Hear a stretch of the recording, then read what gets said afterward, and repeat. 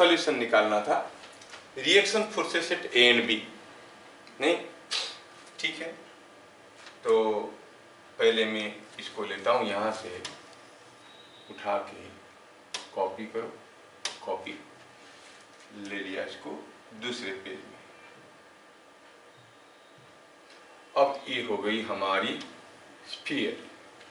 दो फोर्सेस आ रहे हैं, एक फोर्स यहाँ पे आ रहा होगा और दूसरा फोर्स कुछ यहाँ पे आ रहा होगा ऐसे टेढ़ा, और एक इसका वेट आ रहा होगा। 3 फोर्सेस, 5 kg का मास है तो 5g। This force is RA, reaction at A, reaction at B। ये फ्री बॉडी डायग्राम कंप्लीट नहीं है। क्यों?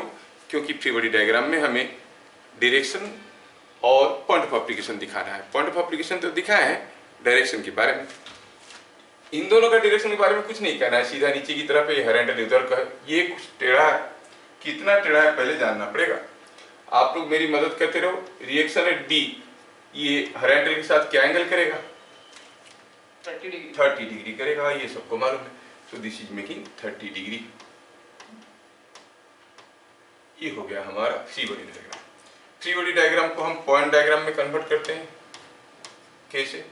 We consider the entire sphere is a single point mass. इसके ऊपर फोर्स आ रहा है RA और एक फोर्स आ रहा है RB और एक फोर्स आ रहा है 5G। और क्योंकि ये एंगल हमें 30 डिग्री मालूम है तो हम कहेंगे कि ये एंगल अगर 30 डिग्री है तो ऑब्वियसली ये एंगल अगर 30 डिग्री है तो पूरा एंगल है, सॉरी, ये पूरा एंगल है 120 डिग्री। और ये 30 डिग्री है तो ये एंगल है 150 डिग्री। और हमें मालूम है कि साइन 120 होता है √3/2, साइन 150 होता है 1/2। और क्या रखा है? By Lami's theorem.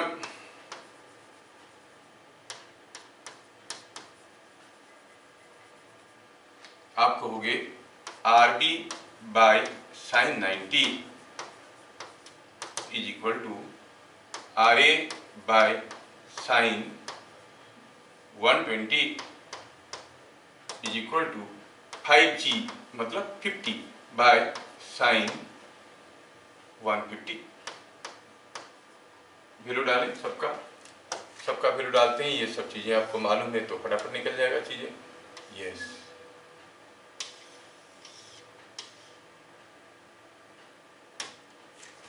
तो RB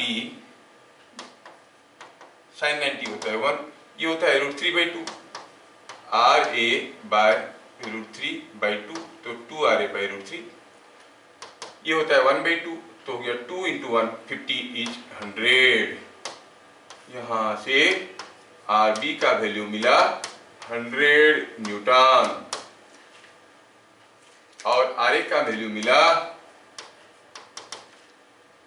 100/2, इट इज 50 √3 न्यूटन। कितने लोगों का ये आंसर बना था? थोड़ा हाथ उठाइए। यस, देखो ये आंसर बना था, 1-2 लोगों का आंसर बना था। Very good. क्या ये सबको समझ में आया? यस। आज हम लोग एक बड़ा इंटरेस्टिंग चीज पढ़ेंगे, इनर्शिया फोर्स। समझेंगे पहले इसको। चलिए, इनर्शिया फोर्स क्या है? ये इनर्शिया फोर्स रिलेटेड क्वेश्चंस आपको मिलेंगे न्यूटन सेकेंड लॉ में, लेकिन उसकी सारे के सारे कंसेप्ट अभी के फंडामेंटल के साथ मैच करते हैं, तो इसको पहले पढ़ेंगे। क्या है इनर्शिया फोर्स? आप न्यूटन लॉ में जानते हो इनर्शिया क्या है। It's a state of a body by virtue of which it tries to maintain the state of rest or of motion. ये इनर्शिया क्या है? जो जैसा है वैसा रहना चाहता है। रेस्ट में तो रेस्ट में रहना चाहता है, चलते रहना तो चलते रहना चाहता है, जब तक कोई एक्सटर्नल फोर्स नहीं आया, है ना। न्यूटन फर्स्ट लॉ में आप जानते हो। अब इनर्शिया चीज क्या है कि कोई अगर रेस्ट में उसको मोशन में लेने में हमें कुछ दिक्कतें होते हैं। जैसे मान लो कि हमारे सामने 2 पैकेट रखा गया है, दोनों पैकेट देखने में एक जैसा है। मान लो 2 सूटकेस रखा गया है, दोनों सूटकेस देखने में एक जैसा है। कौन हेवी है, कौन लाइट है, किसका मास ज़्यादा है, कैसे पता करेंगे? उठा के देखेंगे, जिसका वजन ज़्यादा है उसका मास ज़्यादा है। नहीं, उठाना अलाउड नहीं, बिना उठाए आपको बताना है। तो एक काम करो, थोड़ा पुश करके देखो। किसी को पुश किया और आसानी से हट गया तो उसका मास कम है, पुश किए तो उसको हटाने में थोड़ा ज़्यादा दिक्कत हो रहा है। अब बोलोगे फ्रिक्शन के चलते, नहीं फ्रिक्शन नहीं। मान लो फ्लोर पे हम तेल डाल दिए हैं, एब्सोल्युटली स्मूथ, फिर भी जो वजनदार ब्लॉक होगा उसको पुश करने में आपको थोड़ा अपोजिशन मिलेगा, जबकि जो हल्का ब्लॉक होगा जिसमें मास कम होगा वो आसानी से डिस्प्लेस हो जाएगा। इसका मतलब जो अपनी जगह पे डटे रहना चाहता है वो किस बलबूते पर अपनी जगह डटे रहना चाहता है? In terms of its mass. So inertia of a body is directly referred to its mass. More is the mass, more is the inertia. कोई चल रहा है, चलते रहना चाहता है, चलो ठीक है, थोड़ा सोचते हैं। कोई साइकिल और कोई ट्रेन के बारे में, दोनों मान लो कि 10 किलोमीटर पर आवर में जा रहा है। साइकिल वाला ब्रेक लगा के 50 सेंटीमीटर में साइकिल को रोक सकता है, क्या ट्रेन ब्रेक लगा के 50 सेंटीमीटर में ट्रेन को रोक सकता है? नहीं, क्योंकि उसका मास ज़्यादा है तो पुश होके चले जाएगा, है कि नहीं? आप जब अकेले साइकिल चला रहे हो आप जल्दी ब्रेक मार के रुक सकते हो, आपके पीछे एक भारी भरकम मोटू लड़का को बैठाए हो, अब ब्रेक लगा के इतनी जल्दी रुक नहीं सकते, क्योंकि मास ज़्यादा है तो इनर्शिया ज़्यादा है। इनर्शिया किस चीज़ का? चलते रहने का। समझ में आ रहा है? So inertia of a body directly refers to mass. ये हम किस कॉन्टेक्स्ट में बोल रहे हैं? न्यूटन्स लॉ की कॉन्टेक्स्ट में, जो आप जानते हो न्यूटन्स लॉ, थोड़ा बहुत बचपन से जानते हो, उसके बारे में। न्यूटन्स लॉ हम लोग पढ़ेंगे इसके बाद। आज हम पढ़ रहे हैं इनर्शिया के बारे में।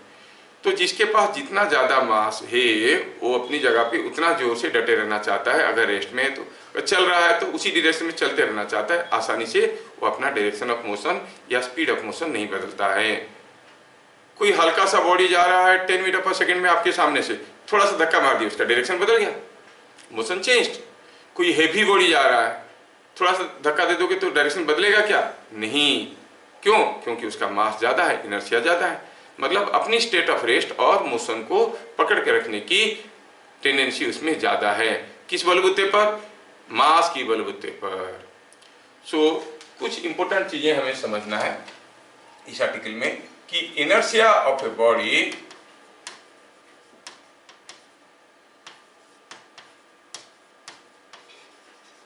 जिसको शायद उड़िया मीडियम में हम लोग जड़त्व कहते हैं, स्थिरता की जड़त्व, गति की जड़त्व, है ना। Inertia of a body directly refers to its mass.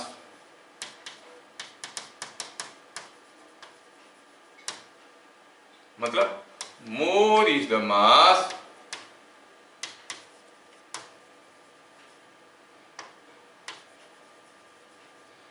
more is inertia. जिसका मास जितना ज्यादा उसका इनर्शिया उतना ज्यादा। फॉर एग्जाम्पल, आप अगर कोई एक बॉटल लेते हो, एम्प्टी प्लास्टिक बॉटल, इसके नीचे कोई पेपर है, पेपर को फटाक से खींच के निकाल दोगे तो अगर ये बोतल खाली होगा तो हो सकता है गिर जाएगा, क्योंकि मास कम है, उसका टिके रहने का टेंडेंसी कम है, इनर्शिया कम है। मान लो बोतल पानी भरा हुआ है, अब खींचोगे तो बोतल वैसे ही खड़ा रहेगा, बिकॉज मोर मास होने के कारण खड़े रहने का, डटे रहने का टेंडेंसी ज्यादा है। क्या मैं आपको इनर्शिया का फीलिंग दे पा रहा हूं? Are you able to feel? More mass मतलब मोर डटे रहने का टेंडेंसी। अच्छा, तो ये हो गया इनर्शिया। किसके ऊपर डिपेंड करता है? Directly depends upon the mass. अब इस इनर्शिया प्रॉपर्टी के चलते जब आप कोई बॉडी को रेस्ट से मोशन में लाना चाहते हो या फिर उसका मोशन को बदलना चाहते हो तो ये आपको अपोज करेगा, क्योंकि वो अपनी जगह डटे रहना चाहता है ना। फिर से आई रिपीट करता हूं स्टेटमेंट को, I repeat, when you are bringing a body from rest to motion और trying to change the motion.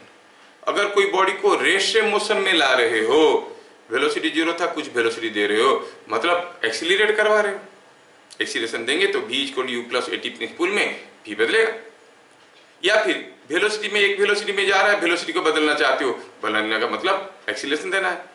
तो कोई बॉडी को रेस्ट से मोशन में लाने में या फिर उसका मोशन को बदलने में इतना लंबा बोलने की बावजूद मैं बोलूंगा कोई बॉडी को एक्सीलरेट करवाने में, तो हमें अपोज करता है बाय इनर्शिया प्रॉपर्टी। तो क्या लिखेंगे? व्हेनेवर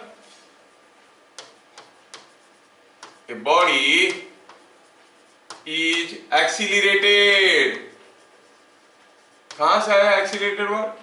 जब हम उसको रेस्ट से मोशन में ले रहे हैं, कोई बॉडी रेस्ट में था, वेलोसिटी 0 था, कुछ वेलोसिटी आ गया तो एक्सीलरेशन हुआ।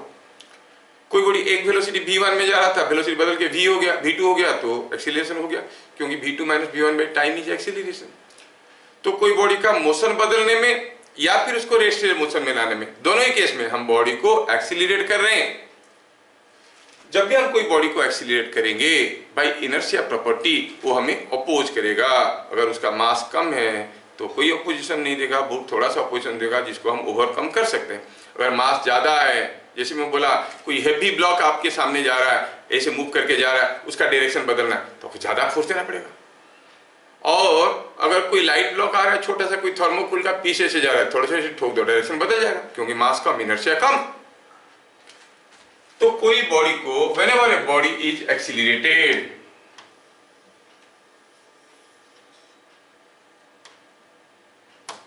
it experiences a force, जिसको हम कहेंगे स्यूडो फोर्स, मतलब झूठ मूठ का force, a pseudo force, PSEUDO, pseudo force, due to its inertia.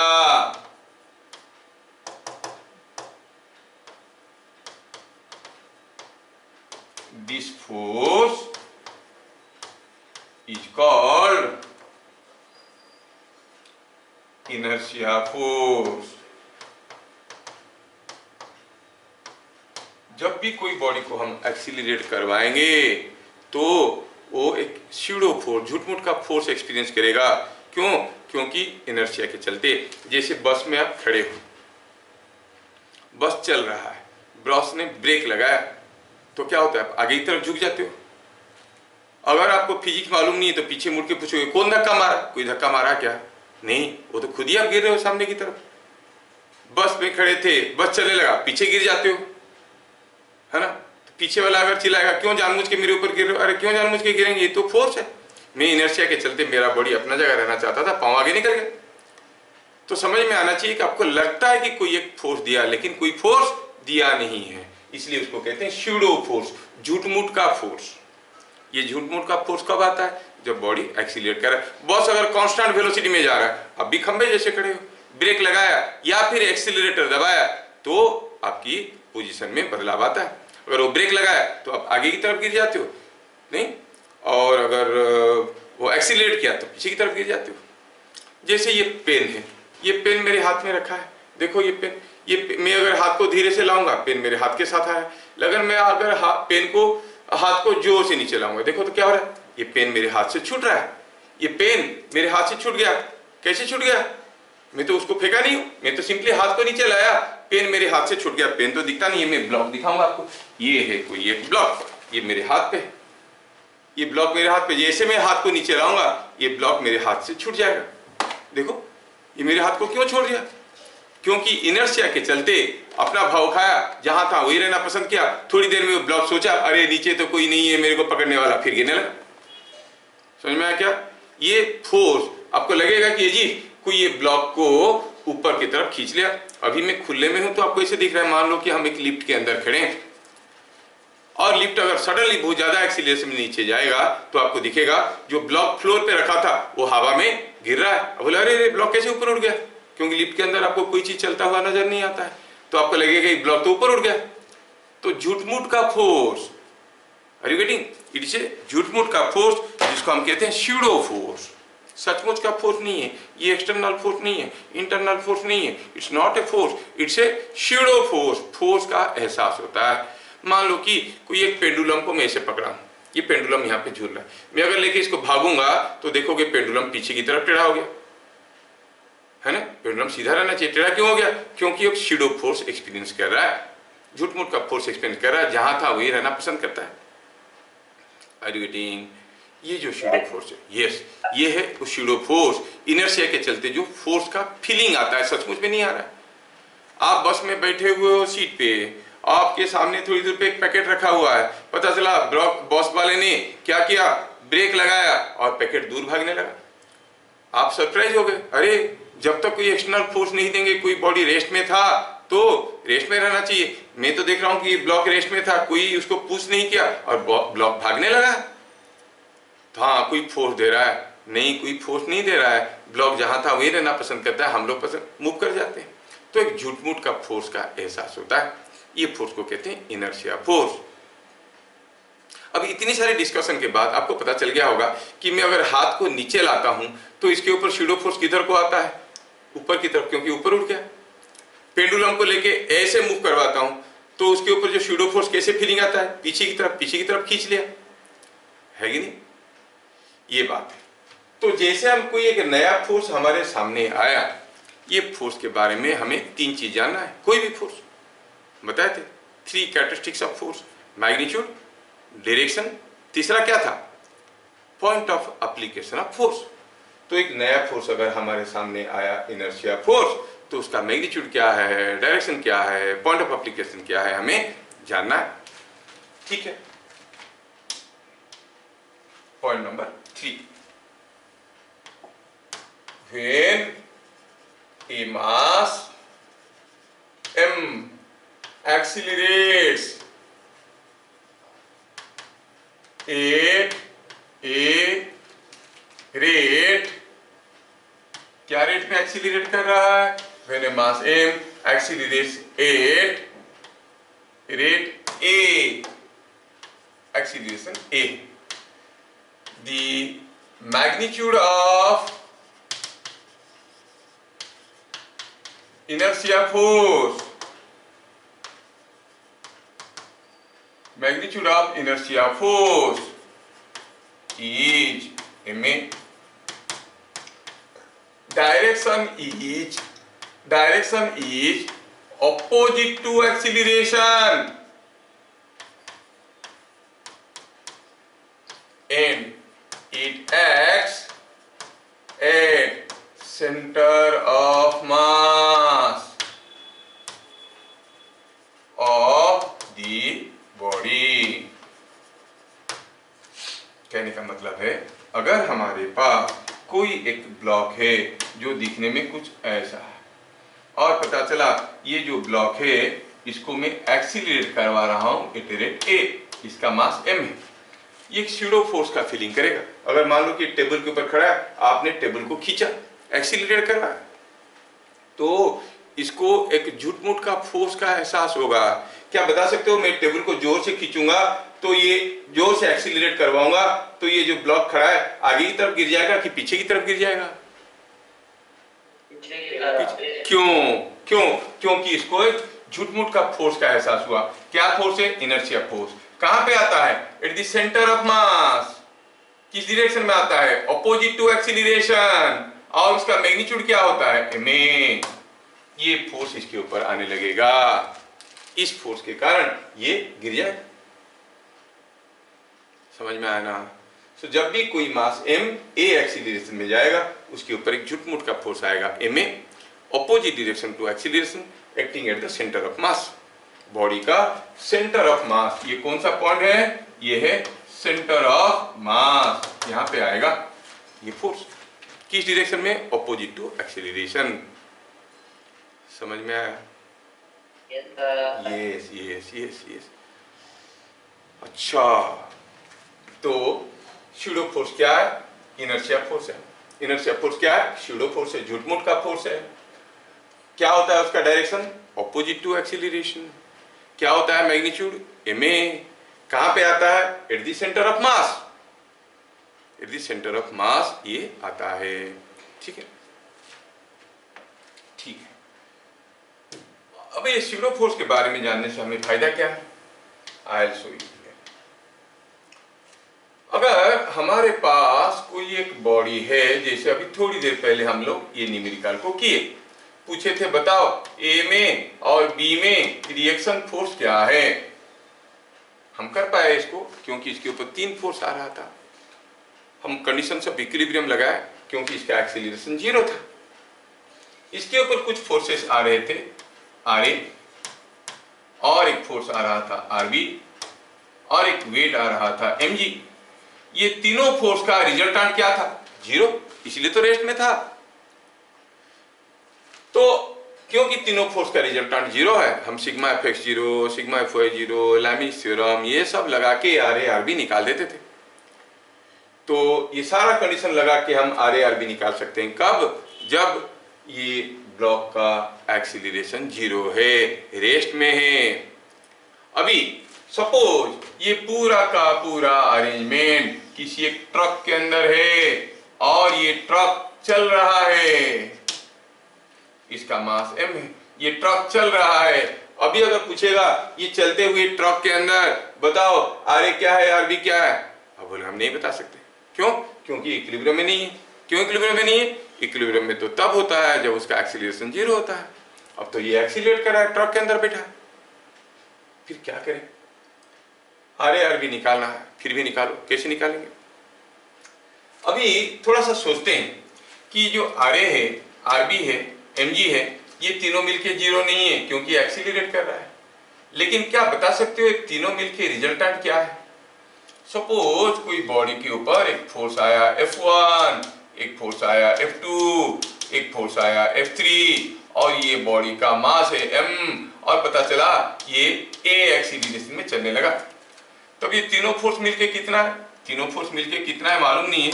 जो भी है उसको अगर नेट फोर्स कहेंगे, net force is equal to mass into acceleration. तो ये तीनों फोर्स मिलके कितना हुआ?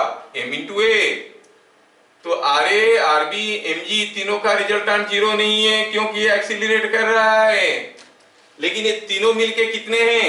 M A. किस डायरेक्शन में? इस डायरेक्शन में, इसीलिए तो जा रहा है। अच्छा, अगर ये तीनों के साथ साथ फ्री बॉडी डायग्राम में मैं इनर्शिया फोर्स को दिखा देता हूं जो कि एम ए उल्टा है। तो ये तीनों फोर्स मिलके हो रहा था एम ए, इधर को मैं शूडो फोर्स को दिखा दिया, तो ये तीनों प्लस शूडो फोर्स मिलके क्या हो गया? 0, क्योंकि ये तीनों का रिजल्टेंट था एम ए, इसलिए तो ये ए में जा रहा था, मास एम ए में जा रहा था। अब अगर मैं शूडो फोर्स को दिखा दिया, ये तीनों मिलके है एम ए इधर को, शूडो फोर्स है एम ए इधर को, दोनों मिलके क्या हो गया? 0। कहने का मतलब है फ्री बॉडी डायग्राम में सारा एक्सटर्नल फोर्स के साथ साथ अगर मैं शूडो फोर्स को दिखा देता हूं तो सारे फोर्सेस का रिजल्टेंट 0 हो जाता है। और एक बार सारे फोर्सेस का रिजल्टेंट 0 हो गया तो आप sigma F X 0, sigma F Y 0, Lami's theorem सब कुछ लगा सकते हो। बात समझ में आया? Keeping all these things in mind, मैं बताना चाहूंगा कि सपोज हम कहेंगे कोई बॉडी अगर एक्सीलरेटेड मोशन में है,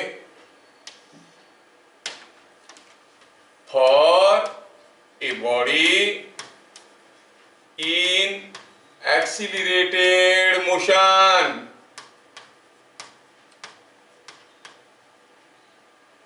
if we show the inertia force in free body diagram,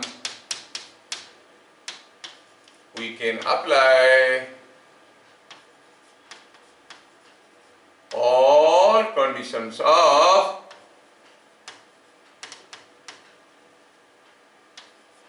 equilibrium.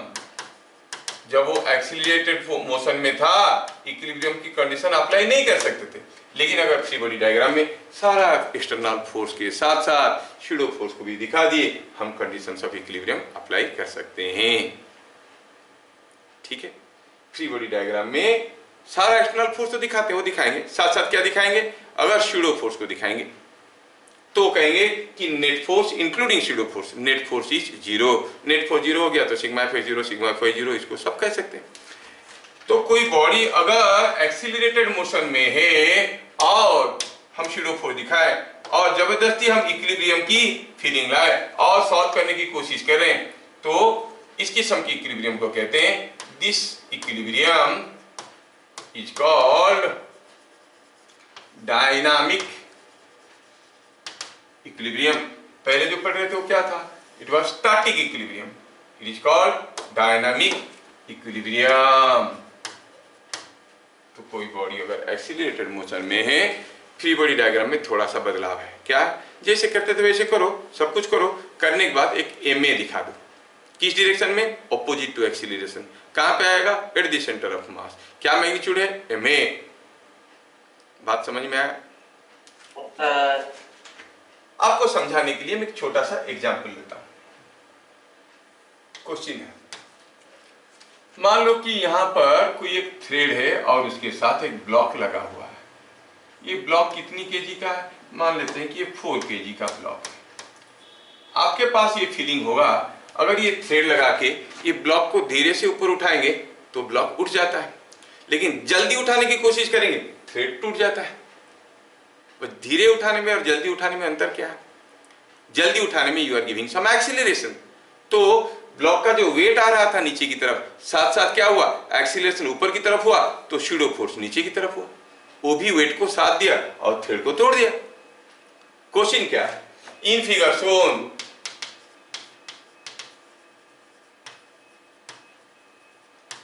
the thread can withstand a maximum acceleration of, withstand a maximum tension of 50 Newton. Find with what maximum acceleration the block can be pulled up. ये block को हम कितना maximum acceleration में पुल कर सकते हैं? पूछा है, बताओ कितना मैक्सिमम एक्सीलरेशन में हम इसको पुल कर सकते हैं? धीरे धीरे उठाएंगे उठ जाता है, बहुत जल्दी उठाने की कोशिश करेंगे टूट जाता है। तो कितना मैक्सिमम एक्सीलरेशन में उठा सकते हैं? तो हम कोशिश करेंगे कि इतना मैक्सिमम एक्सीलरेशन में उठाएंगे कि टेंशन जो थ्रेड में वो 50 न्यूटन से ज्यादा नहीं होना चाहिए, क्योंकि ये थ्रेड 50 न्यूटन तक संभाल सकता है। अगर धीरे से उठा के रखोगे, इसका वेट कितना है? 4g, मतलब 40 न्यूटन। थ्रेड संभाल सकता है 50 न्यूटन, टूटेगा नहीं, आराम से उठा के ले सकते हो। लेकिन जल्दी उठाने में टूट जाता है। तो कितना मैक्सिमम एक्सीलरेशन में उठा सकते हैं? ठीक है, सॉल्यूशन करने की कोशिश करते हैं। सॉल्यूशन करने की कोशिश करते हैं। देखो मैं करता हूं, पहला क्वेश्चन है आपका, सॉल्यूशन करेंगे। अब ये ब्लॉक को एक्सीलरेट करना है, मतलब ये स्टैटिक इक्विलिब्रियम में नहीं है, डायनामिक इक्विलिब्रियम में है। एट डायनामिक इक्विलिब्रियम, ब्लॉक का फ्री बॉडी डायग्राम करते हैं। ब्लॉक के ऊपर क्या क्या फोर्स आ रहा है? ऑल एक्सटर्नल फोर्स, एक टेंशन जो कि 50 न्यूटन का होगा, क्योंकि हम मैक्सिमम एक्सीलरेशन में ले रहे हैं, मैक्सिमम एक्सीलरेशन में ले रहे हैं, मतलब थ्रेड टूटने की कगार पे है, टूटा नहीं। इससे ज्यादा एक्सीलरेशन लेंगे तो टूट जाएगा। टूटने की कगार पे है, मतलब टेंशन इज 50 न्यूटन। और अगर हम कहेंगे कि एक्सीलरेशन ए है, ठीक है, इसका अपना वेट भी तो है, कितना? 4g और 40 न्यूटन। हम फ्री बॉडी डायग्राम में सारा एक्सटर्नल फोर्स दिखा चुके हैं, लेकिन ये बॉडी एक्सीलरेटेड मोशन में है, तो हमें इनर्शिया फोर्स को भी तो दिखाना पड़ेगा। कोई बताएगा यहां पर इनर्शिया फोर्स किस डायरेक्शन में होगा? अपवर्ड और डाउनवर्ड? होगा, क्योंकि ऑपोजिट टू एक्सीलरेशन होता है। एक्सीलरेशन ऊपर की तरफ है तो सूडो फोर्स नीचे की तरफ होगा। कितना होगा? m इंटू ए। m क्या था? 4, तो 4a। और एक बार फ्री बॉडी डायग्राम में हम सारा एक्सटर्नल फोर्स के साथ साथ इनर्शिया फोर्स को दिखा चुके हैं, तो हम कंडीशंस ऑफ इक्विलिब्रियम लगा सकते हैं, क्योंकि सारा फोर्सेस का रिजल्टेंट 0 है। तो हम क्या कहेंगे? Sigma Fy is equal to 0, मतलब upward force is equal to downward force. आप कहोगे T है ऊपर की तरफ, नीचे की तरफ है 4g, प्लस 4a, T कितना था 50 न्यूटन, 4G मतलब 40 न्यूटन, 4a यहां से पता करना है a का वैल्यू। क्या हम यहां से a का वैल्यू पता कर सकते हैं? यस। कितना आया है क्या फर्क देखो, a का वैल्यू कितना आया, सिंप्लीफाई करें तो a का वैल्यू आया 50 माइनस 40 हो गया 10/4 is 2.5 metre per second square. अगर इतनी एक्सीलरेशन तक खींचेंगे तो ब्लॉक हमारे साथ चलेगा, इससे ज्यादा एक्सीलरेशन करेंगे थ्रेड टूट जाएगा। क्या बात समझ में आया? Yes sir. यस। अच्छा, आप वो पूजा वगैरह में बड़ा बड़ा झूला आता है, आप देखे हो, बहुत बड़ा बड़ा झूला वर्टिकल सर्किल में घूमते रहता है, आप उसके ऊपर बैठना पसंद करते हो, क्या कहते हैं इसको? जायंट व्हील्स कहते हैं ना। वो जो जायंट व्हील्स होते हैं, जब आप उसमें बैठते हो, कभी व्हील आपको ऊपर ले रहा है तो कभी नीचे ले रहा है। थोड़ा सोचो, फील करो, याद करो और बताओ कब आपको लगता है कि मैं हल्का हो गया, ऊपर जाते वक्त कि नीचे आते वक्त? क्यों? क्योंकि जब आप नीचे आ रहे हो यू आर एक्सीलरेटिंग डाउन, आपका शूडो फोर्स ऊपर की तरफ हो रहा है, वो आपको उठा रहा है तो आपको हल्का लग रहा है। अगर बहुत जोर से आएगा तो हो सकता है आप सीट छोड़ दोगे, है ना? तो बहुत जोर से अगर आएगा हो सकता है आप सीट छोड़ दोगे। तो नीचे आते वक्त आपको हल्का लगता है, जब ऊपर जाते हो तो लगता है कि वजन बढ़ गया हमारा, क्योंकि आप ऊपर जा रहे हो तो शूडो फोर्स नीचे की तरफ आ रहा है ना? तो ये एहसास आपके अंदर है। चलिए ये क्वेश्चन को कहते हैं, a man of mass 50 kg is standing on a weighing machine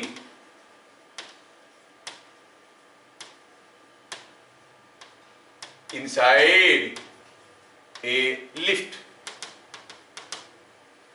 कोई मैन किसी एक वेइंग मशीन के ऊपर खड़ा है, लिफ्ट के अंदर खड़ा है, अपना मर्जी, अपना लिफ्ट है वेइंग मशीन में।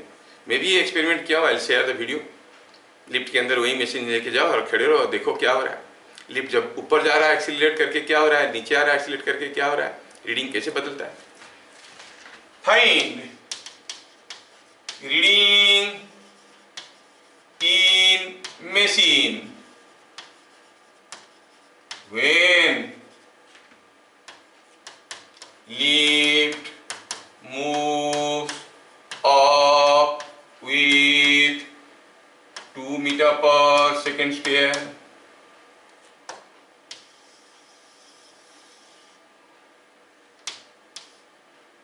lift moves down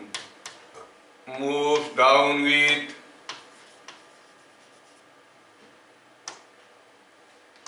3 meter per second square, lift moves up with 4 meter per second with constant velocity,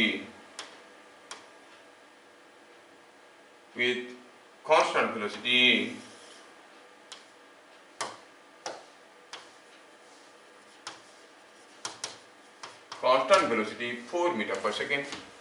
ये सारा केस में वेइंग मशीन में रीडिंग क्या होगा आप जानते हो, थोड़ा अपना फीलिंग से आपको मालूम है। अगर आप वेइंग मशीन में खड़े हो, लिफ्ट अगर ऊपर की तरफ एक्सीलरेट किया तो रीडिंग ज्यादा होगा कि कम होगा? सोचो, जब आप जायंट व्हील में बैठे थे, ऊपर की तरफ जा रहे थे, वजन बढ़ गया था, तो अब ये ज्यादा होगा। जब आप लिफ्ट नीचे एक्सीलरेट कर रहा है, रीडिंग क्या होगा? कम हो जाएगा, है कि नहीं? चलिए निकालते हैं, सॉल्यूशन बनाते हैं। ये है वो आदमी, किसी एक वेइंग मशीन पे खड़ा है, ध्यान से देखना, ये है वेइंग मशीन, इसके ऊपर खड़ा है, इसमें रीडिंग आने वाला है। पहले समझते हैं कि व्हाट इट मीन्स कि reading in the weighing machine क्या है। आप कहोगे reading in the weighing machine is the weight of the body. No, reading आपका वेट नहीं देता है। मान लो मैं किसी एक वेइंग मशीन पे खड़ा हूं और कोई एक डंडा लेके छत को पुश करूंगा, if I push the roof, तो मेरा रीडिंग बढ़ेगा कि घटेगा? बढ़ेगा। बढ़ेगा। और मान लो कि छत से कोई रस्सी झूल रहा है, मैं रस्सी को खींचूंगा तो मेरा रीडिंग बढ़ेगा कि घटेगा? घटेगा। मतलब वेइंग मशीन मेरा वेट नहीं दे रहा है, तो फिर वो क्या दे रहा है? वो दे रहा है कि मैं कितने जोर से मशीन को प्रेस कर रहा हूं। वेइंग मशीन मुझे क्या दे रहा है? मैं कितने जोर से इसको प्रेस कर रहा हूं। जोर से प्रेस करूंगा तो ज्यादा रीडिंग होगा, धीरे से प्रेस करूंगा तो कम रीडिंग होगा। मैं जितने जोर से वेइंग मशीन को प्रेस करूंगा वो मुझे उतना ही नॉर्मल रिएक्शन देगा। मतलब reading in the weighing machine is nothing but the normal reaction exerted by the machine on the man। क्या बात समझ में आया? अगर हम कहेंगे वेइंग मशीन का रीडिंग क्या है, पहले आपको समझ में आना चाहिए कि रीडिंग इन वेइंग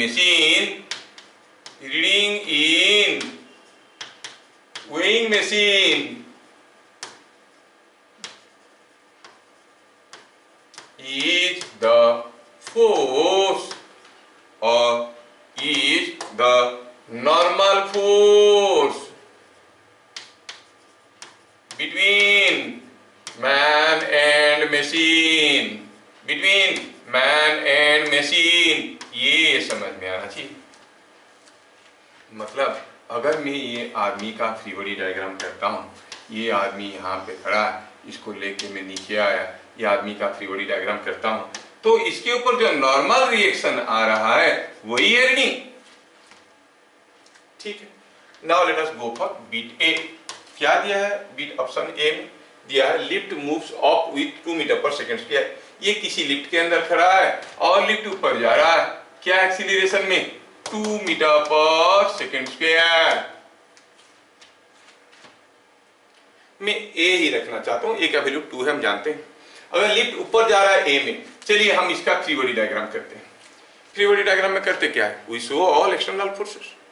ऑल एक्सटर्नल फोर्सेस मतलब एक तो नॉर्मल रिएक्शन है कांटेक्ट के चलते, एक ग्रेविटी के चलते अपना वेट है, इसका कितना वेट कितना है? ये आदमी का वेट कितना था, मास कितना था भाई? इसका मास था 50 केजी। 50 केजी का आदमी है तो 50 जी। अब ये लिफ्ट ऊपर जा रहा है, ये बॉडी इक्विलिब्रियम में नहीं है, हम ये नहीं कह सकते R इक्वल 50 जी। क्यों? क्योंकि इक्विलिब्रियम में नहीं है। क्यों इक्विलिब्रियम में नहीं है? क्योंकि लिफ्ट के अंदर खड़ा है और लिफ्ट एक्सीलरेट कर रहा है। अच्छा, फिर भी R निकालना है तो हमें क्या करना पड़ेगा? फ्री बॉडी डायग्राम में सारा एक्सटर्नल फोर्स के साथ साथ हमें इनर्शिया फोर्स को दिखाना पड़ेगा। इनर्शिया फोर्स क्या है? एम ए किस डायरेक्शन में? Opposite to acceleration. कहां पे आता है? सेंटर ऑफ मास में। अगर ये आदमी का मास 50 केजी है और ये लिफ्ट ऊपर जा रहा है ए में, तो उसके ऊपर जो इनर्शिया फोर्स आएगा वो नीचे की तरफ आएगा। कितना आएगा? 50 इंटू ए। अब सारा एक्सटर्नल फोर्स के साथ साथ मैं इनर्शिया फोर्स को दिखा चुका हूं। क्या दिया है? Acceleration is 2 metre per second square upward. तो आप कहोगे sigma Fy is equal to 0। Upward force must be equal downward force. Sir ऐसा कैसे लिख सकते हो? ये बॉडी तो इक्विलिब्रियम में नहीं है तो क्या हुआ? सारा एक्सटर्नल फोर्स के साथ साथ मैं स्यूडो फोर्स को दिखा चुका हूं, है ना? तो हम कहेंगे अपवर्ड फोर्स क्या है? R। डाउनवर्ड फोर्स क्या है? 50G plus 50A। तो अगर हम कहेंगे ये G है 10, A है 2, तो ये हो गया कितना? 600 न्यूटन। तो क्या रीडिंग दिखाएगा? 600 न्यूटन का। ध्यान रहे, अगर इन terms of M and A लिखूंगा तो R का वैल्यू क्या आएगा? ये mg है, ये ma है, it will B mg plus ma। कब? जब लिफ्ट ऊपर जा रहा है, रीडिंग हो जाएगा mg प्लस ma। आपको ये याद रखना है। When the lift is going up, the reading is mg plus ma, 50g plus 50a। m क्या है? Mass of the body. क्या मैं आपको समझा पाया? अगला बीट में पूछा है, क्या पूछा है? पूछा है कि acceleration is 3 metre per second square downward. बुलाओ उस आदमी को और उसका फ्री बॉडी डायग्राम करो। अब ये आदमी का अपना वेट तो था ही था, और क्या था? एक रीडिंग था, ये निकालना है रिएक्शन फोर्स। और क्या है? ये अब नीचे आ रहा है ए में, जिसका वैल्यू 3 है, तो स्यूडो फोर्स ऊपर की तरफ आएगा। अब sigma Fy is equal to 0 क्या देगा आपको? आप कहोगे upward force R plus 50A must equal to downward force क्या है? 50G। और R क्या हो गया? 50 into G minus 50 into A, और जी का वैल्यू 10 था, ए का वैल्यू 3 था, तो ये आ जाएगा 350 न्यूटन। जब लिफ्ट नीचे आ रहा है रीडिंग कम लग रहा है, आदमी सोचता है कि मैं तो पतला हो गया, जबकि उसका अपना वेट नहीं घटा है, because of acceleration it is appearing as if his weight has decreased. है कि नहीं? फॉर्मूला क्या बन के आया? अगर हम आर निकालेंगे, मास को एम कहेंगे, एक्सीलरेशन को ए कहेंगे, ये क्या आया? mg minus ma। When the lift is coming down, reading is mg minus ma. Lift is going up with an acceleration a, तो reading is mg plus ma। जब ये एक्सीलरेट नीचे की तरफ कर रहा है mg माइनस ma, ऊपर की तरफ कर रहा है mg प्लस ma। क्या आप लोग ये फॉर्मूला को याद रख पाओगे? बढ़िया। अब तीसरा बिट का आंसर चाहूंगा आपसे। तीसरा बिट में क्या पूछा है? पूछा है कि lift moves up with constant velocity 4 metre per second. कोई बताएगा इस केस में शूडो फोर्स किधर को होगा? लिफ्ट इज मूविंग अप, नीचे किधर को होगा? नो, अरे ये कांस्टेंट वेलोसिटी में जा रहा है, एक्सीलरेशन क्या है? जीरो। जीरो नहीं है तो शूडो फोर्स कहां से आएगा? When the body accelerates, यहाँ पर क्या लिखा है? Constant velocity. नहीं तो अगर इसके लिए मैं करना चाहूंगा सॉल्यूशन बिट सी के लिए, तो मैं कहूंगा ये जो आदमी है अब उसका कोई एक्सीलरेशन नहीं है, एक आर है, एक 50g है, और इसका एक्सीलरेशन कितना है?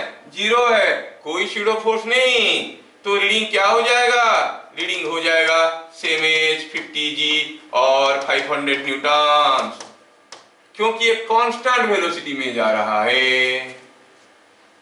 क्या बात समझ में आया?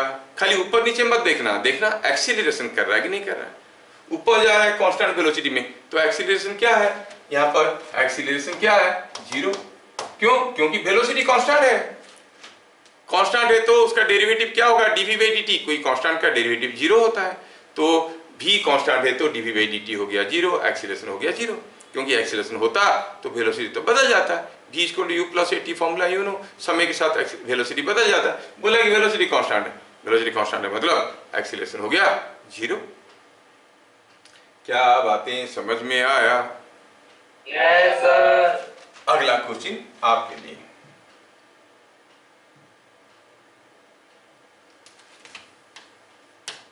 A man is standing on a weighing machine. Weighing machine. Inside a lift. When lift accelerates up,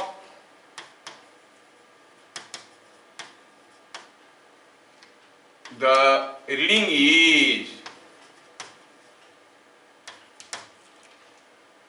700 Newton. When lift moves down with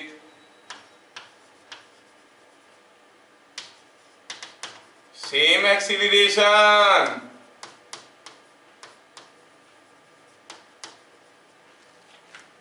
the reading is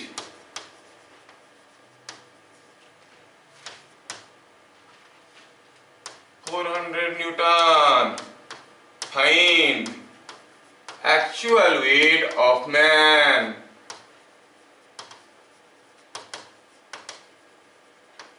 बोला आदमी का एक्चुअल वेट कितना? बोला कि लिफ्ट जब ऊपर चला कुछ एक्सीलरेशन में रीडिंग बना कितना? 700 न्यूटन। लिफ्ट अगर नीचे आया सेम एक्सीलरेशन में रीडिंग बना 400 न्यूटन। बताओ आदमी का सही वेट कितना है ना? ऊपर जा रहा था जितना एक्सीलरेशन में, नीचे भी गया वही एक्सीलरेशन में। मान लेते हैं कि आदमी का मास m है, एक्सीलरेशन a है। Solution, let m is mass of man, a is acceleration of lift.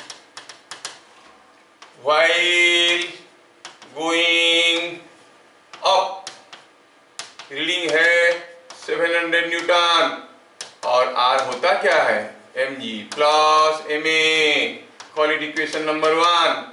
इसका मतलब हुआ mg plus ma is equal to 700 newton. While going down, reading कितना है 400 न्यूटन और आप जानते हो R का वैल्यू क्या होता है नीचे आते वक्त mg प्लस ma की mg माइनस ma, मतलब mg minus ma is equal to 400 newton. Call it equation number 2। आपके पास दो इक्वेशन है mg plus ma equal to 700 newton, mg minus ma equal to 400 newton. अगर इक्वेशन 1 और 2 को जोड़ देंगे क्या मिलेगा भाई? इन दोनों को जोड़ो तो mg हो जाएगा 2mg और इधर है प्लस ma इधर माइनस ma, कैंसिल हो गया। क्या मिलेगा 700 प्लस 400 इज इक्वल टू 1100। इसका मतलब उसका एक्चुअल वेट कितना है 550 न्यूटन। क्या बात समझ में आया? Yes sir. है ना बड़ा इंटरेस्टिंग। Yes sir. अगला क्वेश्चन देखते हैं।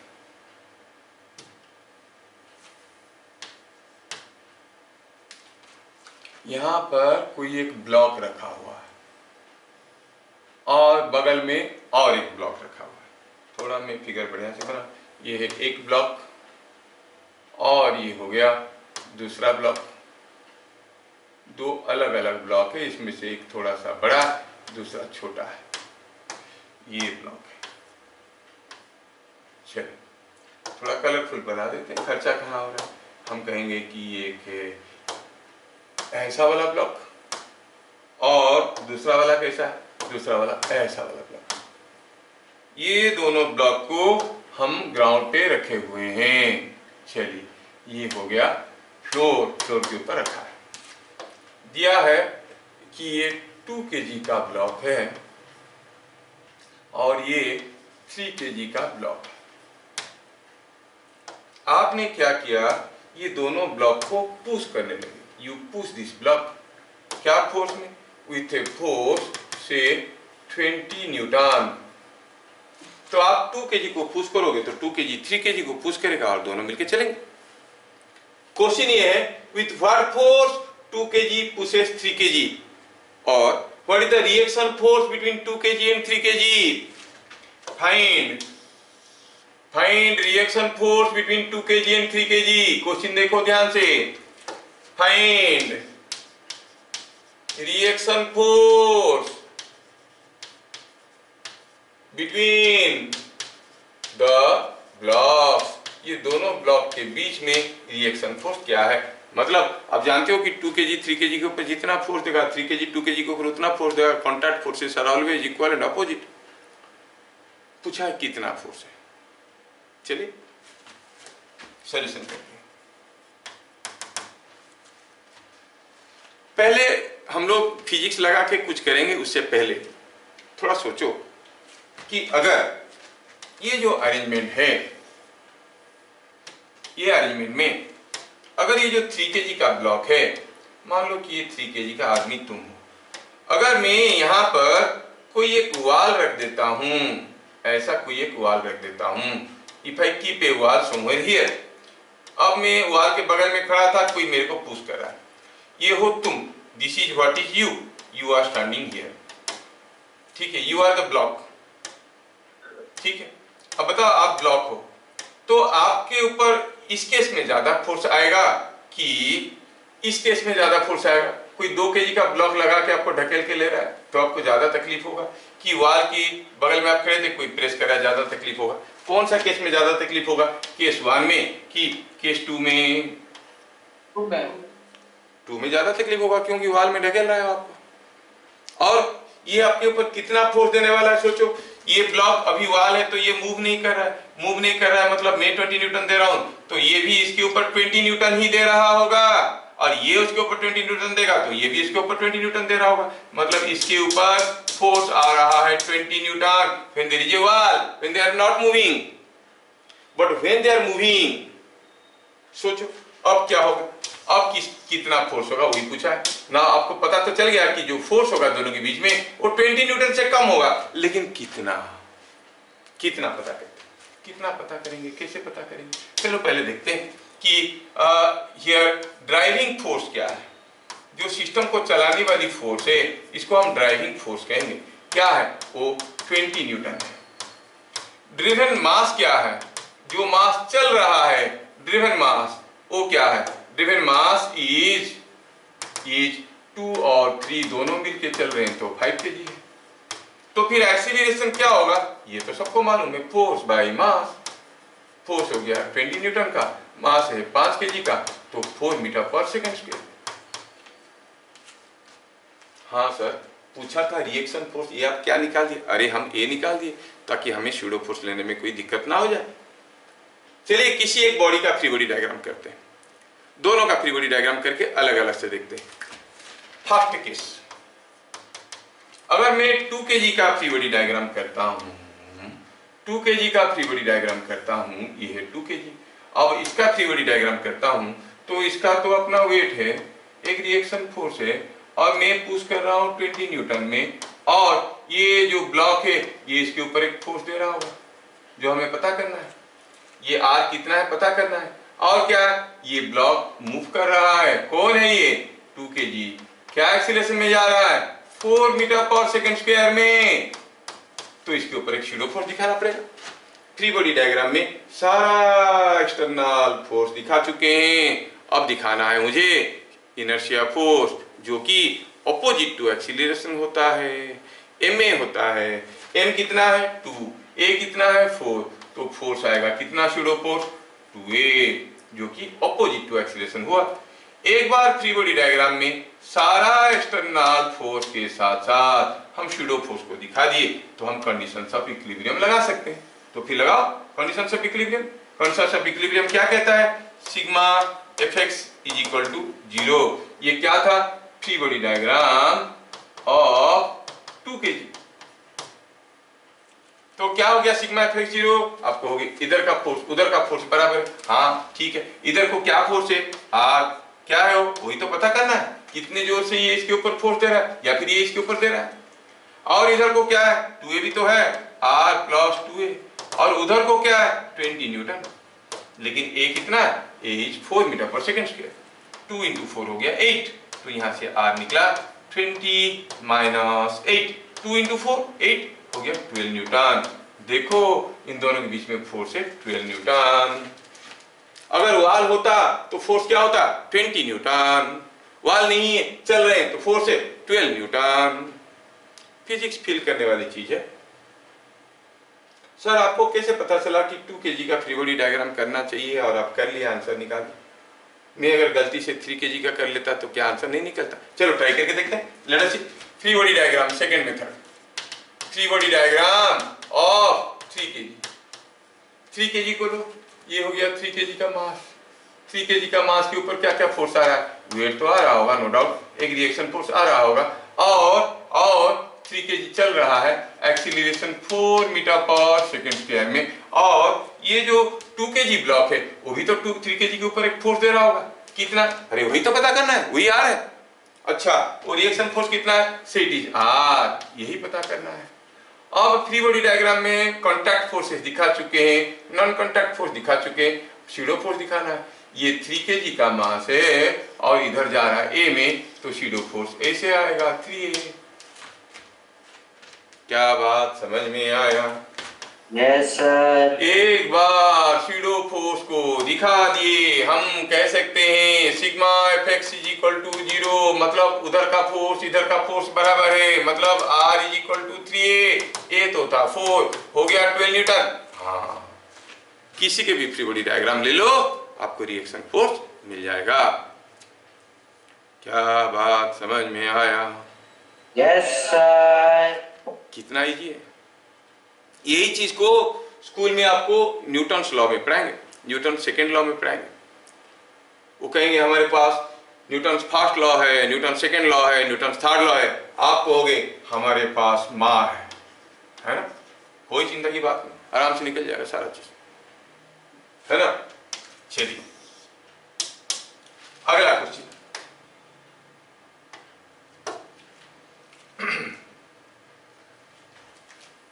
क्वेश्चन है कि ये कोई एक ब्लॉक है, ये जो ब्लॉक है मास मान लेते हैं कि ये 5 kg का है, इसको किसी एक रस्सी के सहारे आप खींच रहे हो।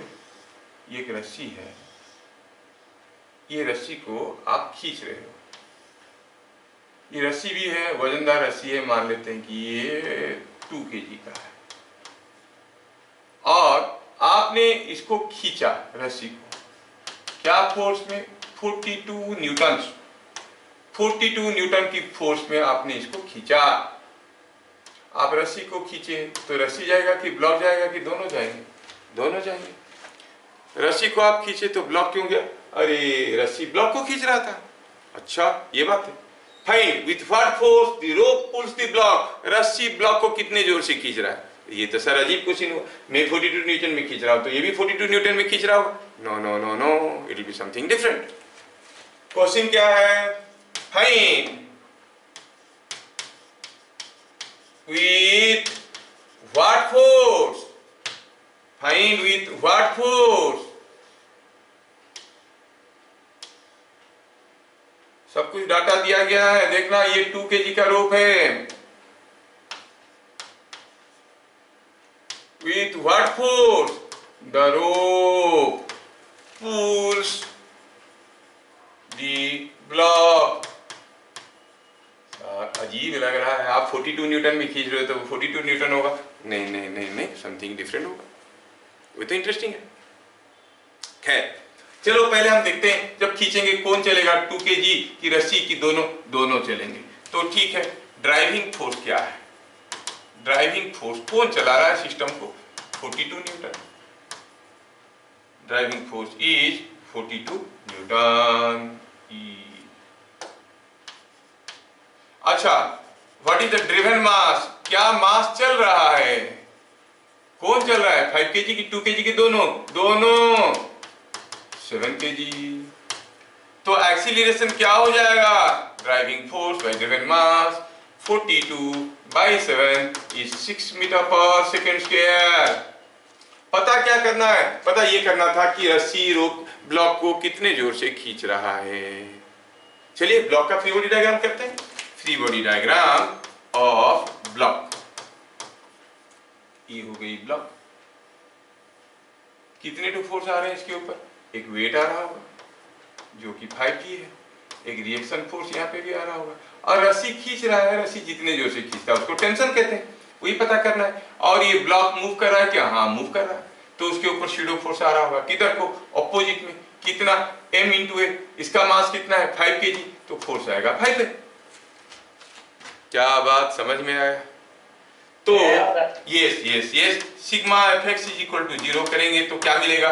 इधर का force must be equal to इधर का फोर्स, क्योंकि सारा external force T R 5G के साथ साथ मैं शूडो फोर्स को दिखा चुका हूं, तो मैं सारा कंडीशंस ऑफ इक्विलिब्रियम लगा सकता हूं।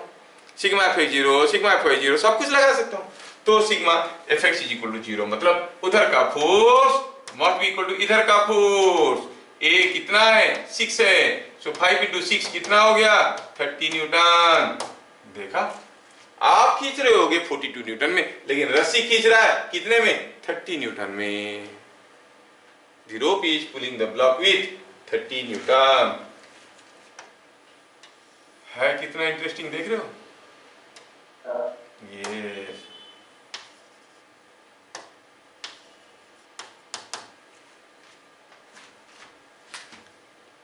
ठीक है, वन मोर आखिरी क्वेश्चन। हमारे पास कोई एक रस्सी था, ये है कोई रोप। कितना लंबा मालूम नहीं, क्या मास मालूम नहीं। इधर से कोई खींचा 20 न्यूटन फोर्स में, और इधर से कोई खींचा 30 न्यूटन फोर्स में। पूछा है, बताओ। ए रोप was pulled as shown. A rope was pulled by two forces as shown. Find tension at midpoint. हम लोग टेंशन के बारे में पढ़े ऑफ रोप। टेंशन क्या होगा मिड पॉइंट में, ऐसे पूछा गया है। Find tension at mid point of rope. रस्सी के मिड पॉइंट में टेंशन क्या होगा।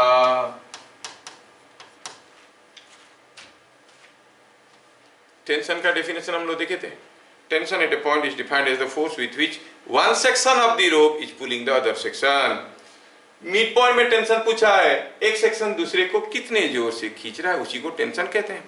तो चलिए रोप का फ्री बॉडी डायग्राम करते हैं। मास क्या है रोप का, दिया तो नहीं।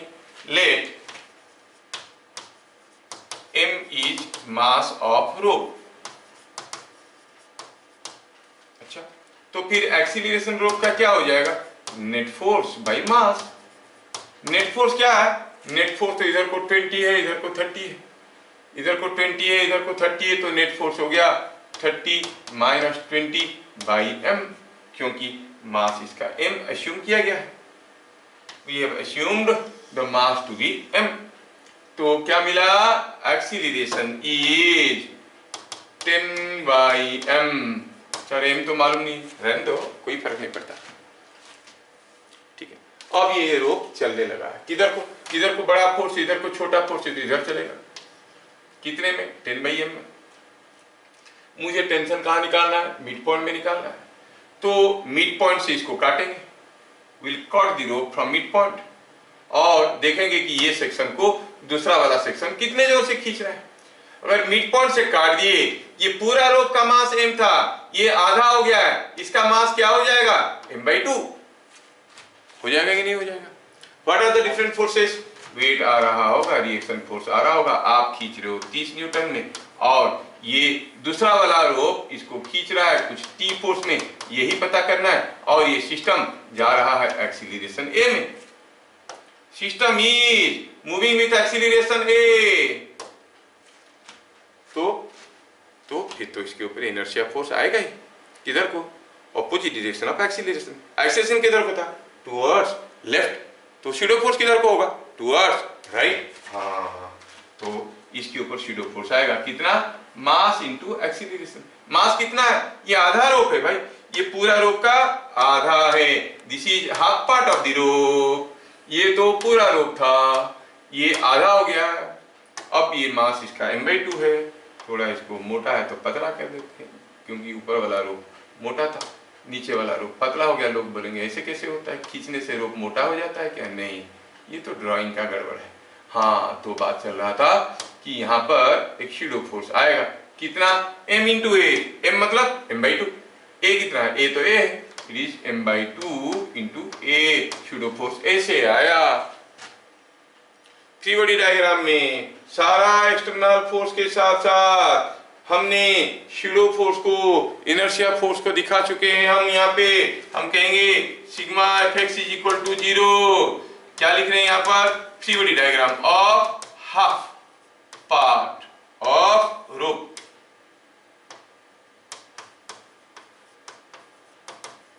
क्या दे रहा है, दे रहा है sigma fx is equal to 0, मतलब इधर का फोर्स बराबर होगा।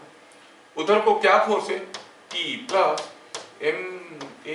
ma/2, और इधर को क्या है 30 न्यूटन, है ना।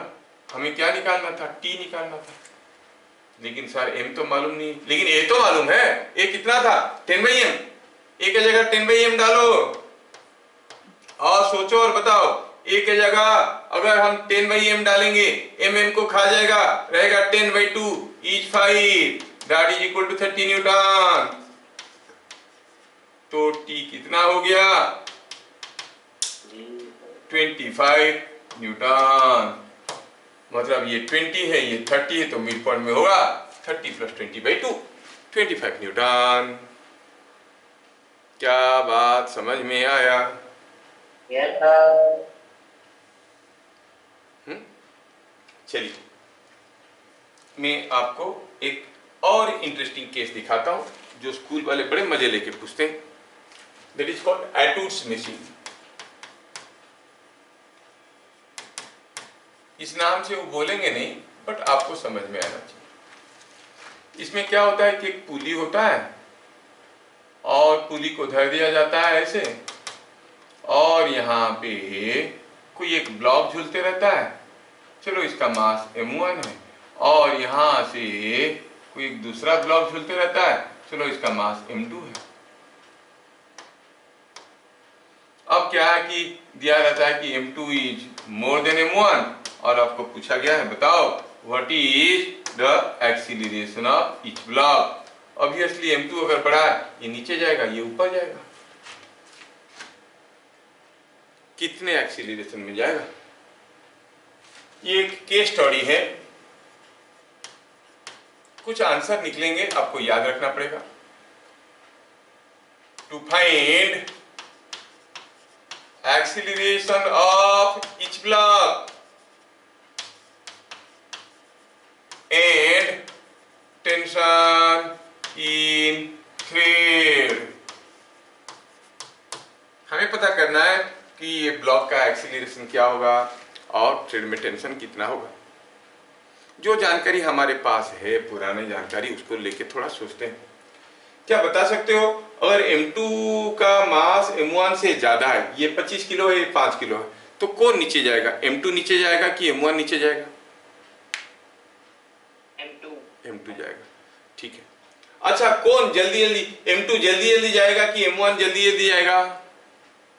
एक साथ जाएंगे। ये समझ में आना चाहिए कि m2 जितना जोर से भागेगा m1 उतना जोर से भागेगा।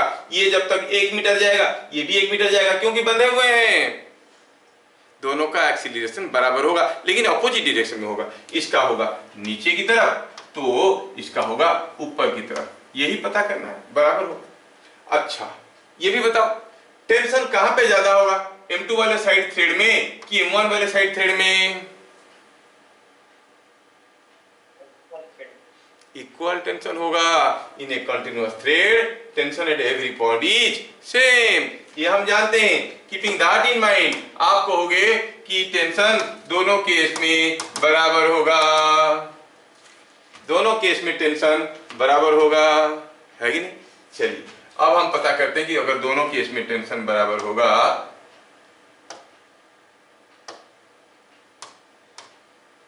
तो वो टेंशन है कितना और एक्सीलरेशन है कितना। सॉल्यूशन बना रहे हैं, थोड़ा प्यार से देखना, एनालिसिस कर रहे हैं। चलिए एक एक करके। स्टेप 1, हम दोनों ब्लॉक का फ्री बॉडी डायग्राम करना चाहते हैं। m1 का फ्री बॉडी डायग्राम करेंगे। ये है m1, थोड़ा ध्यान से देखना भाई। यहाँ पे टेंशन कितना है T, इसका वेट कितना है m1 इंटू जी, और ये ऊपर जा रहा है A में, तो नीचे की तरफ होगा pseudo force m1 into A। तो स्टेप 1 से पता चला from the free body diagram of m1 कि sigma fy is equal to 0 gives you sigma fy is equal to 0 gives you T is equal to m1g plus m1a। हाँ sir, ये lift वाले case में हम लोग किए थे। ऊपर जाता है तो क्या हो जाता है mg plus ma, m1g plus m1a। ठीक है, तो इक्वेशन हमें मिला ये, call it equation number 1। Step 2, free body diagram of m2। m2 का फ्री बॉडी डायग्राम करेंगे। ये m2 है, तो m2 तो मालूम नहीं है कितना है, नहीं दिया नहीं है। m1 m2 दिया है। In terms of m1 m2 you have to find out the answer. ये m2 है, इसका वेट है m2g, लेकिन ये नीचे आ रहा है एक्सीलरेशन a में। इसके ऊपर टेंशन, इसके ऊपर भी वही टेंशन है, लेकिन ये नीचे आ रहा है, तो शूडो फोर्स ऊपर की तरफ आएगा m2a। तो sigma fy is equal to 0 क्या देगा? T plus m2a is equal to m2g, और T is equal to m2g minus m2a। ये इक्वेशन नंबर 2। इक्वेशन नंबर 1 क्या था? इक्वेशन नंबर 1 था it was m1g plus m1a, ये equation number 1 था। Equation number 2 क्या आया? m2g minus m2a। मुझे a निकालना है, क्या करें? दोनों टेंशन को इक्वेट कर दो। इक्वेटिंग इक्वेशन 1 एंड 2, यहां से मिला ये m2g माइनस m2a, इधर मिला m1g प्लस m1a, और यहां से अगर सारा a वाले टर्म को एक तरफ ले लेंगे, g वाले टर्म को इधर ले आएंगे तो मिलेगा m2 minus m1 whole into g, इधर मिलेगा m1 plus m2 whole into a। और मुझे निकालना था क्या? a निकालना था। a का वैल्यू मिल गया, कितना मिला? It is m2 minus m1 bye थोड़ा इसको ऊपर करते हैं, थोड़ा जगह की कमी है। Yes, m2 minus m1 by m2 plus m1 into g। Tension मिल गया। This is what is the tension, sorry the acceleration of the blocks. ये एक स्टैंडर्ड फॉर्मूला है, आपको याद रखना पड़ेगा। Acceleration will be m2 minus m1 by m2 plus m1 whole into g। मैं आपको दूसरा आसान तरीका भी बताऊंगा। अभी हमें a का वैल्यू पता चल चुका है। अगर a का वैल्यू को हम डालते हैं इसमें, यहां पे डाल देंगे और t का वैल्यू निकालेंगे। Step 3, putting value of a in equation 1, किसी एक में डालेंगे तो t का वैल्यू क्या मिलेगा मालूम है? It will be 2m1 m2 by m1 plus m2 whole into g। ये हो जाएगा टेंशन। समझ में आया? तो क्या कंक्लूजन मिला? कंक्लूजन मिला कि ऐसा एक सिस्टम में एक्सीलरेशन होता है m2 minus m1 by m2 plus m1 whole into g। Tension होता है 2m1 m2 by m1 plus m2 into g। ये आपको याद रखना है। और भी आसान तरीका मैं बता सकता हूं इसको निकालने के लिए। अब लोग इतना सारा इक्वेशन निकाल के किए नहीं, मैं सीधे सीधे निकाल सकता हूं, सीधे सीधे निकाल सकता हूं। जैसे second method,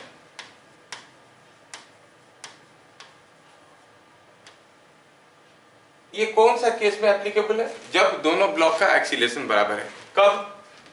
when both blocks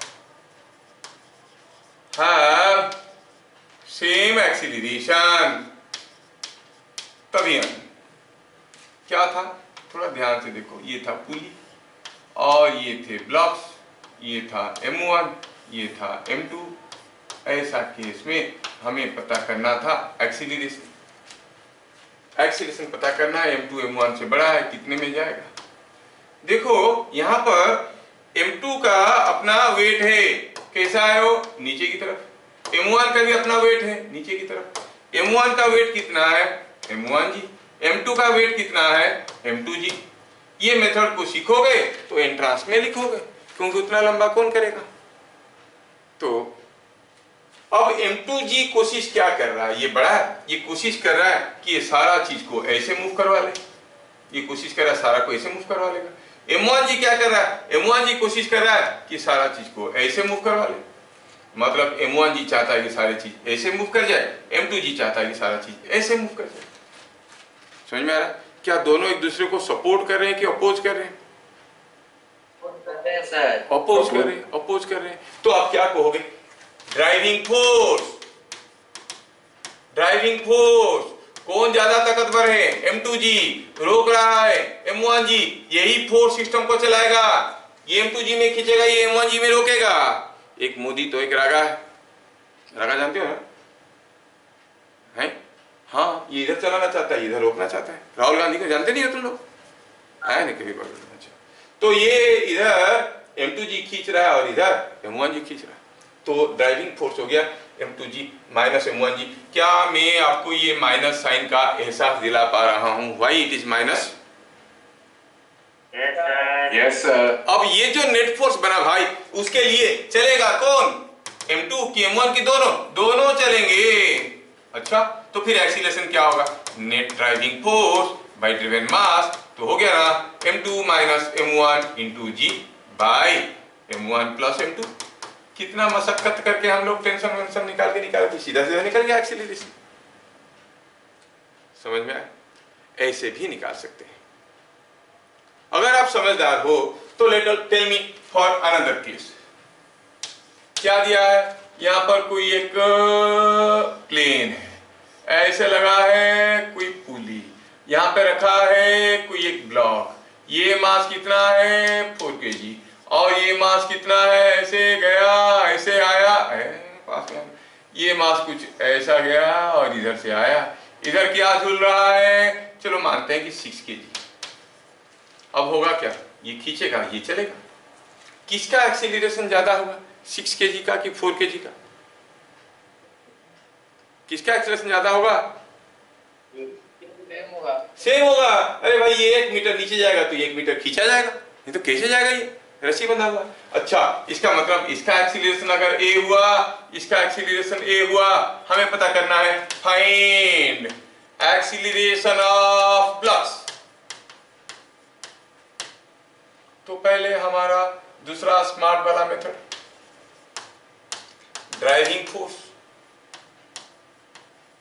ये ड्राइविंग फोर्स क्या है जो चला रहा है? कौन चला रहा है? 4 kg चला रहा है कि 6 kg चला रहा है? कौन नहीं होता तो सिस्टम नहीं चलता। 4 kg नहीं होता तब ये चलता, 6 kg नहीं होता तो ये तो बैठा रहता, चलता क्यों? चलाने वाला है 6 kg। मतलब क्या फोर्स ये सिस्टम को चला रहा है? The weight of the block which is 6g। क्या मास चल रहा है उसके चलिए, इसकी इस फोर्स के चलते कौन चल रहा है? 4 kg की 6 kg की दोनों, आपको दोनों चल रहे हैं, 4 प्लस 6 दैट इज 10 kg। अच्छा, तो फिर एक्सीलरेशन क्या होगा? Driving force by driven mass 6g और 60 bye 10 is 6 metre per second square. सीधे सीधे निकल रहा है ना? यस, ठीक है। तो ये आपको समझ में आ रहा है, बढ़िया है। आपके लिए एक छोटा सा क्वेश्चन है, आप चैनल में आंसर देना पक्का। यहां पर ये कोई एक ब्लॉक है मास m का, ये दूसरा ब्लॉक है मास 2m का, और दिया है कि बताओ find acceleration of each block. हर एक ब्लॉक का एक्सीलरेशन बताओ, हर एक ब्लॉक का एक्सीलरेशन बताओ, ठीक है। तो ये सब क्वेश्चन तो आप करोगे ही करोगे। ध्यान रहे कि जो दो फॉर्मूला, स्टैंडर्ड फॉर्मूला दिया, एक था एक्सीलरेशन का क्या, m2 minus m1 by m2 plus m1 whole into g, कहाँ गया ये, और टेंशन का जो फॉर्मूला दिया, इसको भी रट्टा मार के याद रखो। आप ये फॉर्मूले को डायरेक्टली यूज कर सकते हो। किसके लिए? ओनली फॉर एटूड्स मशीन, हर चीज के लिए नहीं है। तो पता चला कि आप इस केस में एक्सीलरेशन बता सकते हो। ऑब्वियस है कि ये नीचे जाएगा और ये ऊपर जाएगा, हमें पता ये करना है कि क्या एक्सीलरेशन में जाएगा। समझ में आया? दूसरा क्वेश्चन जो आपको करना है वो ये है कि यहां पर कोई एक ब्लॉक है, ये है 2 kg का और ये है 6 kg का। पूछा है कि find tension in thread and acceleration of each block. तो ये दो क्वेश्चन का आंसर आपको करके लाना है। क्या आप करके आंसर भेजोगे चैनल में? Yes sir. इसको मैं कहता हूं होमवर्क 1 और ये है होमवर्क 2। फिर मिलते हैं अगले क्लास, तब तक के लिए जय हिंद। जय हिंद सर।